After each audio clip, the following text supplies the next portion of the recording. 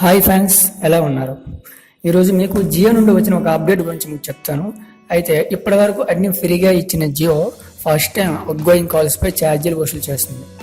అసలు ఈ ఛార్జీలు ఎంత, ఎప్పటి నుంచి అమల్లోకి వస్తాయి, అసలు ఎందుకు ఈ ఛార్జీలు వసూలు చేస్తున్నారు అనే విషయాన్ని ఈ వీడియోలో మనం తెలుసుకుందాం.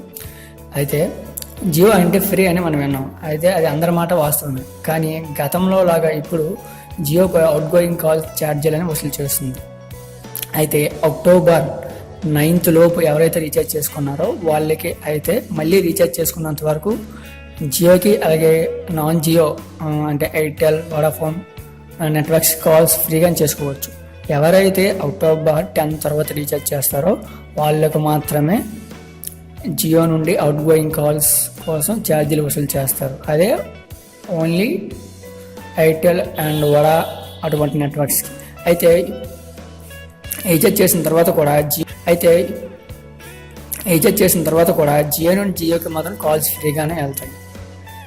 సో ఓన్లీ జియో కాకుండా non Jio users Airtel, Vodafone అలాగే ఐడియా, ఎయిర్సెల్ ఏదైనా నెట్వర్క్స్ ఉంటే మాత్రం దానికి ఛార్జీలు వసూలు చేస్తుంది.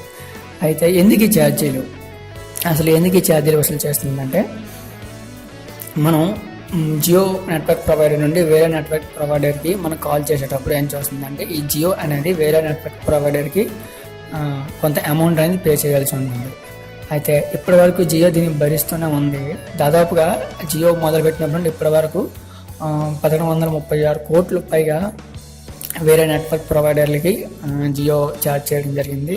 అయితే ఇది ఇప్పటికీ చాలా భారంతో కూడుకున్నది అవ్వడం వలన జియో దీన్ని కస్టమర్లపై మోపేందుకు ట్రై చేస్తుంది. అయితే ఎంత మనం రీఛార్జ్ చేయాలి, ఎంత రీఛార్జ్ చేస్తే ఎంతవరకు మనం మాట్లాడవచ్చు అనేది ఇప్పుడు మీకు చెప్తాను. అయితే దీన్ని IUC చార్జెస్ అంటారు. సో దాన్ని టాపప్ మనం 10 రూపీస్ వేసుకున్నట్టుగా అయితే 124 మినిట్స్ అలాగే 1 GB ఫ్రీ డేటా అనేది ఇస్తాడు మనకి, ఇంటర్నెట్ డేటా. అలాగే 20 రూపీస్ అయితే 249 మినిట్స్, అదే 50 మినిట్స్ అయితే 656 మినిట్స్, అలాగే 5 GB డేటా కూడా ఇస్తాడు. అలాగే 100 మినిట్స్ అయితే 1362 మినిట్స్, అలాగే 10 GB డేటా అనేది మనకి ఇస్తాడు. అయితే ప్రతి 10 రూపీస్కి 1 GB డేటా అనేది మనకి ఫ్రీగా ఇస్తాడు. ఆ డేటాని మనం యూజ్ చేసుకోవచ్చు.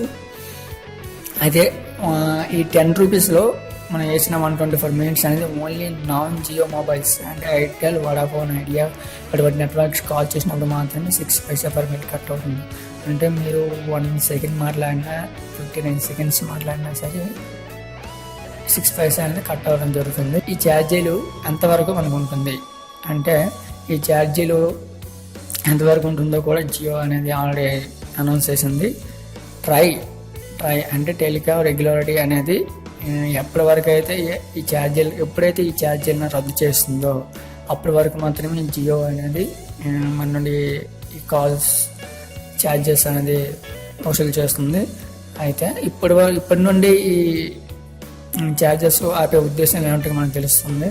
అయితే ఎప్పుడైతే ట్రాయ్ అనేది రద్దు చేస్తుందో అంటే అప్పటి నుంచి మాత్రమే ఈ అవుట్ గోయింగ్ కాల్స్కి, అదర్ నెట్వర్క్ అవుట్ గోయింగ్ కాల్స్కి ఛార్జెస్ వసూలు చేయడం ఆపుతుంది. అయితే Vodafone to Vodafone, Idea to Idea call చేసినప్పుడు ఎంత కట్ అవుతుందా, దానికి ఏమైనా ఛార్జెస్ పడతాయంటే దానికోసం కూడా నేను ఒక వీడియో చేస్తాను.